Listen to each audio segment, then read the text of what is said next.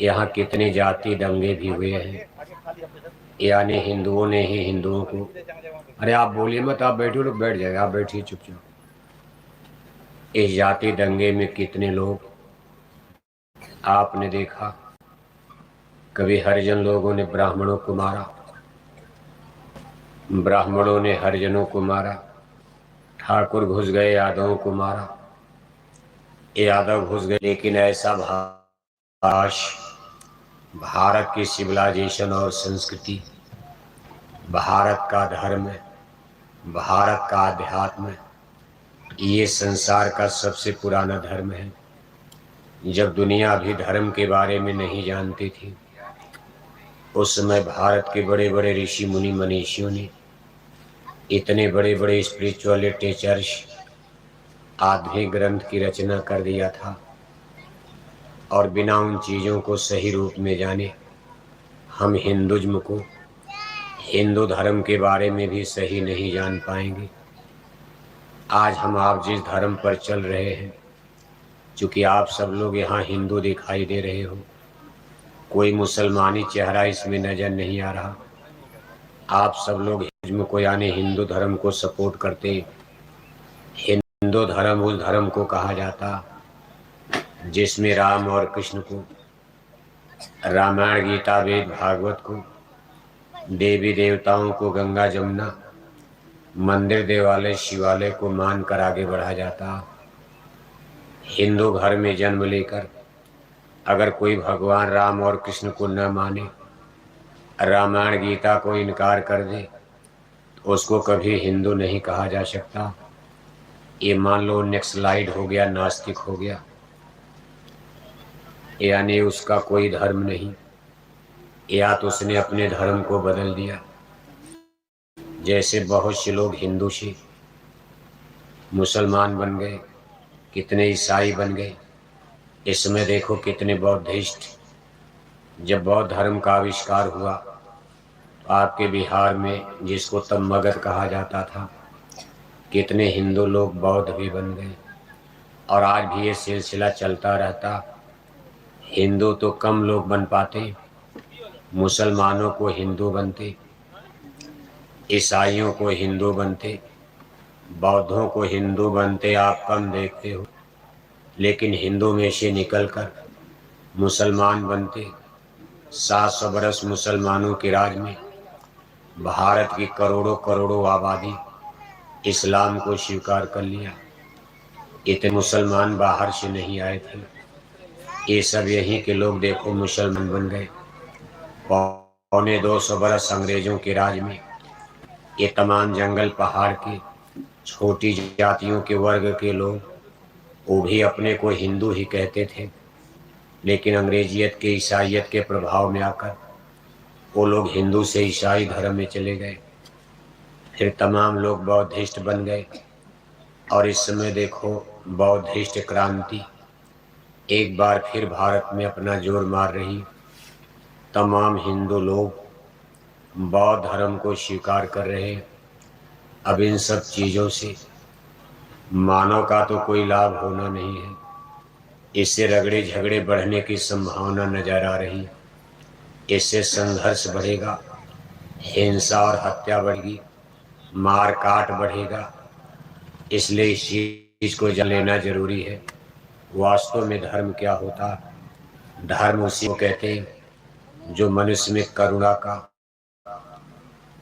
उदारता का, दयालुता का, मानवता मनुष्यता का, प्रेम सद्भाव का संचार करे। मानव के अंदर मानवीय मूल्यों की, मानवीय गुणों की स्थापना हो। क्योंकि हम आप इंसान के रूप में पैदा हुए हैं, हम आप कोई पशु पक्षी जानवर नहीं है कि जहाँ चाहा खा लिया। जैसे जानवर किसी के खेत में खा लेता और 2 डंडे रोज पीठ पर बजते रहते, न उसको मान का पता है न सम्मान का पता है। फिर 2 घंटे के बाद किसी के खेत में खाता, फिर उसके ऊपर 2 डंडे बजते, कोई इसको भाला कोंप देता, कोई छुरी खंजर से मार देता। तमाम ऐसे छुट्टा जानवर, गाय बैल भैंस भैंसे के रूप में आप देखते रहते हो। कितनों डंडे खाते हैं, उनका स्वभाव संस्कार बदलता नहीं है। वो जहाँ चाहे बच्चे पैदा कर दें, और बच्चे पैदा करने के बाद उनका फिर कोई हितैषी नहीं। गाय का एक्सीडेंट हो गया, गाय सड़क पर तड़प रही है, उसकी टांग टूट गई, लेकिन उसके बेटा बेटी अब उसको अस्पताल नहीं पहुंचा सकते। दर्द तो उसको भी होता, लेकिन अब आप कहो गाय को, बेटा बेटी तो कुतिया भी पैदा करती, लेकिन कुतिया का सड़क पर एक्सीडेंट हो गया। अब कहो कुतिया के बेटा बेटी उसको अस्पताल पहुंचाएंगे, डॉक्टर उनकी मरहम पट्टी करेंगे। ये वहाँ संभव कम दिखाई देता। लेकिन man is a social animal, मनुष्य को एक सामाजिक प्राणी के रूप में, एक समाज बनाने के लिए, दुनिया में कुछ सीखने पढ़ने जानने के लिए परमेश्वर ने आदमी की जाति बनाई। और जातियों में ते जड़ रह गए, इनका कोई विकास नहीं हो सकता, जबकि स्पिरिट यानी आत्मा उसमें भी है। जो आत्मा आज आदमी के अंदर, वही आत्मा गाय बैल कुत्ता बिल्ला कीड़े मकोड़े पशु पक्षी, इसको 4 खान 84 कहा जाता। ब्रह्म तो एक ही है। उनसे निकलने वाली किरणें यानी जिनको जीव कहा जाता, अनगिनत संख्या में पैदा हुई। जैसे सूरज से अनगिनत किरणियाँ निकलकर रोज हमारी पृथ्वी को चार्ज करती, 10-5 घंटे चार्ज करके दिन डूबता है, ये सारी किरणियाँ सूरज में जाकर समाहित हो जाती। फिर सवेरा होता है, सूरज की अनगिनत किरणियाँ निकलकर जिनको कोई गिन नहीं सकता, फिर हमारी पृथ्वी को चार्ज करती, फिर सूरज में जाकर समा जाती। इसी तरह से ब्रह्म और जीव का संबंध ये शाश्वत और सनातन है। शरीर का उस ब्रह्म पुरुष से कोई संबंध नहीं है। शरीर तो आज आपको मिला है, कल आग में जलकर भस्म हो जाएगा। इसको यही माँ के गर्भ में, यहीं के पंच भौतिक तत्वों से क्षितिजल पावक गगन समीरा, जल पृथ्वी अग्नि वायु आकाश, यहीं का मसाला लेकर और माँ के गर्भ में इसका निर्माण हुआ।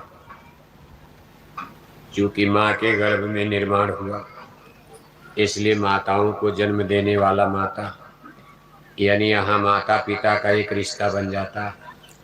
लेकिन ये रिश्ता जिस्मानी कहा जाएगा, ये हमारा आपका शरीर का रिश्ता है।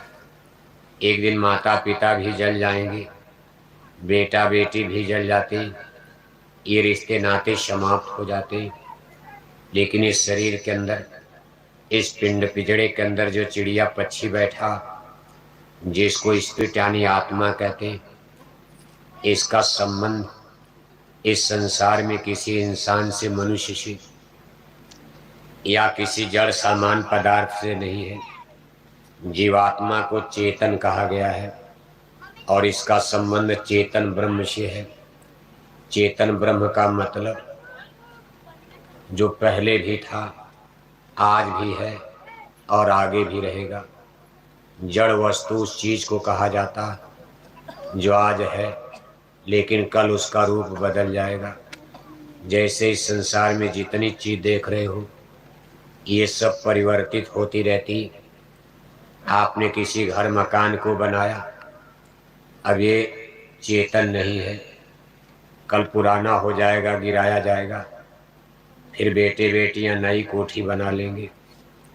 इसी तरह से संसार के सारे सामान पदार्थ, पेड़ पौधे उगते हैं, थोड़े दिन में सूख जाते हैं, फिर आप नए पेड़ पौधे लगाते हो, पैदा करते हो।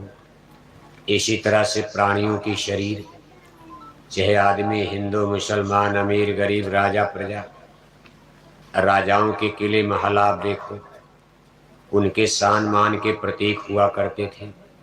जीवन भर इसके लिए युद्ध लड़े, लड़ाइयाँ लड़े, कितनी मेहनत करके जीवन भर में इतने बड़े किले और महल बना डाले, लेकिन आज वो लोग छोड़ करके चले गए। उनके किले महल जंगल में खंडहर बनकर गिर रहे हैं, थोड़े दिन में वो भी समाप्त हो जाएंगे। तब केवल हिस्ट्री इतिहास की किताब में हम पढ़ेंगे कि चित्तौड़ का किला, ये ग्वालियर का किला, ये काशी का किला, रामनगर का, लेकिन किला तो हाँ बहुत दिन रहेगा नहीं। और कुछ दिन में अगर किताबें नष्ट हो जाएंगी, ये भी हिस्ट्री खत्म हो जाएगी। जैसे कुछ किताबें हमारी नष्ट हो गई। त्रेता द्वापर के बड़े बड़े ग्रंथ जब विदेशी आक्रांताओं ने भारत पर आक्रमण किया, तो देखो तमाम किताब को उन्होंने गंगा में, नदियों में डाल दिया, गल पच करके समाप्त हो गई। और कुछ में उन लोगों ने आग लगवा दिया। आपके पड़ोस में ही है नालंदा विश्वविद्यालय। आज के करीब 2500 साल पहले, करीब 2000 वर्ष पहले, यानी बौद्ध संस्कृति, ये धर्म जब भारत में इसका आविष्कार हुआ, आगे चल करके इसके कितने आध्यात्मिक ग्रंथ और भी तमाम वैदिक धर्म, क्योंकि वैदिक धर्म ये भारत का सबसे प्राचीन धर्म माना जाता। बौद्ध धर्म तो बहुत बाद में आया। सबसे पहले वैदिक धर्म, और वैदिक धर्म का इतिहास 5000 वर्ष पीछे चलोगे, जिसको द्वापर कालखंड कहते हैं। अगर आप 5000 वर्ष पीछे जाओ तो समय और कालखंड ही बदल जाएगा। यानी कलयुग की जगह द्वापर युग। ये वो समय था जब मथुरा महाराज कंस की जेल में, यदकुल में, यदुवंश में, यादव कुल में योगेश्वर कृष्ण ने अवतार लिया था। ये घटना 5000 वर्ष पुरानी है। 5000 वर्ष पहले उस समय देखो धरती पर, या यूँ मान लिया जाए हमारे भारत देश में, जिस धर्म को जनता सपोर्ट करती थी, जिस धर्म को लोग मानते थे, इसको वैदिक धर्म कहा जाता।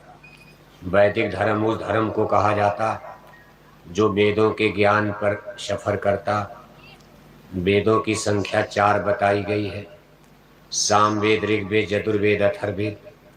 इसमें 80,000 कर्म कांड, 16,000 उपासना कांड, 4000 ज्ञान कांड। एक कठिन भाषा संस्कृत में इनको श्रुतियां कहा जाता।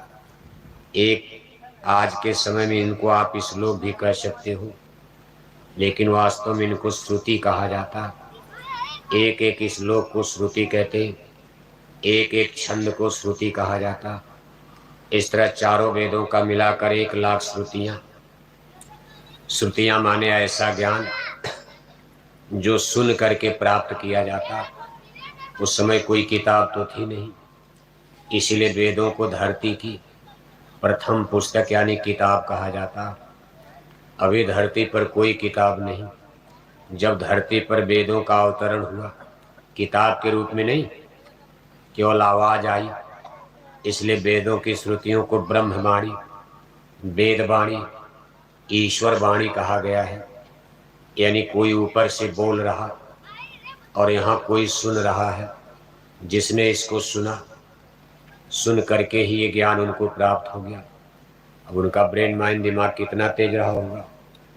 यहाँ बच्चों को कखा गघा ABCD पढ़ाया जाता है तो मास्टर को 10 बार पढ़ाना पड़ता। और इतने बड़े वेदों का ज्ञान जिस पुरुष को प्राप्त हुआ है, उन्होंने एक ही बार में सुनकर अपने देखो ब्रेन माइंड, दिमाग में, कंप्यूटर में फिट कर लिया। आगे चलकर यही किताब के रूप में प्रकट हो गए, क्योंकि इसकी जरूरत पड़ गई। क्योंकि सबका दिमाग तो इतना तेज नहीं था कि एक बार सुना दिया जाए याद हो जाएगा। तो किताबों की आवश्यकता पड़ गई। एक बार पढ़ेंगे, 2 बार पढ़ेंगे, 4 बार पढ़ेंगे। एक बार में 1 श्लोक याद आ जाएगा, दूसरी बार 4 श्लोक याद आ जाएगा। साल भर बीतेगा, 100 श्लोक याद हो जाएगा। और मान लो पीछे का भूल गया, फिर किताब खोलकर देख लिया जाएगा। किताबों की आवश्यकता तब पड़ती है जब ब्रेन माइंड, दिमाग की ताकत पुअर हो जाती, कमज़ोर हो जाती है, तो किताबों का सहारा लिया जाता। क्योंकि सारे ज्ञान देखो आदमी के ब्रेन से निकलता। जैसे बिजली की खोज हुई, कोई किताब तो थी नहीं। अब बिजली जिसने खोजा होगा उसने अपने दिमाग से खोजा। अब हम लोग उसको किताब लेकर पढ़ते कि बिजली का बल्ब कैसे जोड़ा जाता है, पॉजिटिव और निगेटिव क्या होता है, कैसे करंट फॉलो करती। जैसे जिसने भाप की खोज किया, जिससे रेल का आविष्कार हुआ। अगर भाप की खोज न होती तो रेल का आविष्कार न होता। अब जिस आदमी ने रेल की खोज किया, देखो यूरोप में बैठकर, और वो पढ़े लिखे नहीं थे, पढ़ने में उनका मन भी नहीं लगता था। रोज अपने घर में बैठकर, अब उनके चाचा चाची घर वाले डांटते थे कि आप यहाँ घर में पड़े रहते हो, आपको स्कूल जाना चाहिए।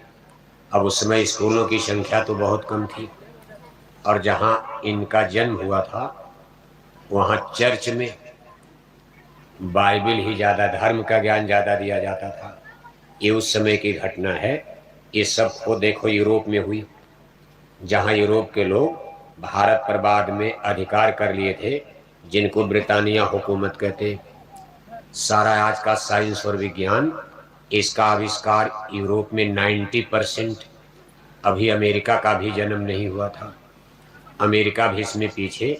लेकिन आज ईश्वर भगवान की दया देखो, आज अमेरिका दुनिया की सुपर पावर बन गया। लेकिन शुरुआत इसको यूरोप के लोगों ने किया, जो लोगों को क्रिश्चियन यानी ईसाई धर्म मानते थे। अब उन लोग देखो ऐसे बैठ करके अपने किचन में, और चाय बन रही है, केतली का ढक्कन ऊपर उठ रहा, जैसे भाप बनती है, और भाप से केतली का ढक्कन ऊपर उठता था, फिर नीचे गिर जाता था। अब उनके दिमाग में ख्याल आ गया कि भाप में इतनी बड़ी शक्ति है कि केतली फिर जब भाप बनती है तो उसमें इतना फोर्स है, ये ढक्कन को ऊंचा उठा देती है। अब उन्होंने देख लिया कि भाप में पानी से ज़्यादा शक्ति भाप में होती है। अगर हम पानी को गर्म टेम्परेचर देकर इसको भाप का रूप दे दें, इससे बहुत बड़ी ऊर्जा एनर्जी प्राप्त हो सकती है।